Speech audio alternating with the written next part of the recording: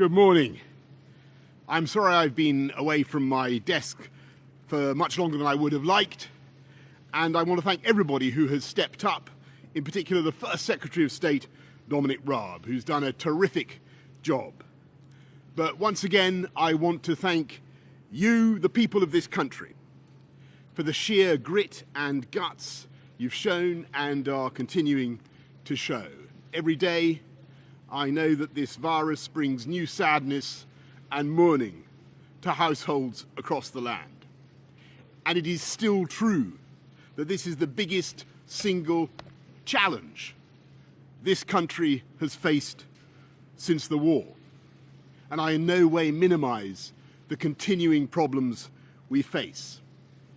And yet it is also true that we are making progress with fewer hospital admissions, fewer COVID patients in ICU, and real signs now that we are passing through the peak.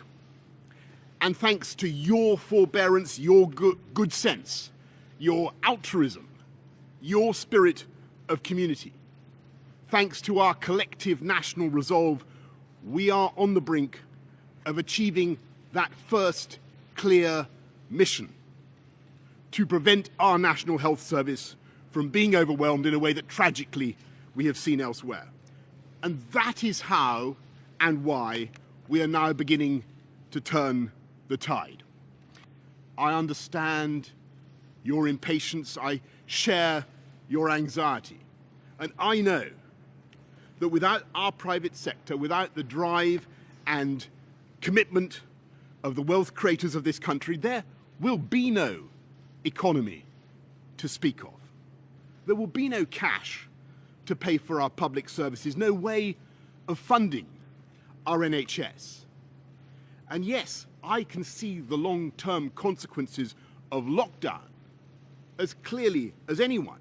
And so yes, I entirely share your urgency. It's the government's urgency. And yet we must also recognize the risk of a second spike, the risk of losing control of that virus and letting the reproduction rate go back over 1.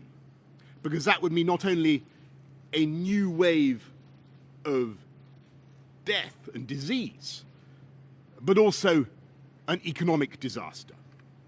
And so I know it is tough, and I want to get this economy moving as fast as I can, but I refuse to throw away all the effort and the sacrifice of the British people and to risk a second major outbreak and huge loss of life and the overwhelming of the NHS.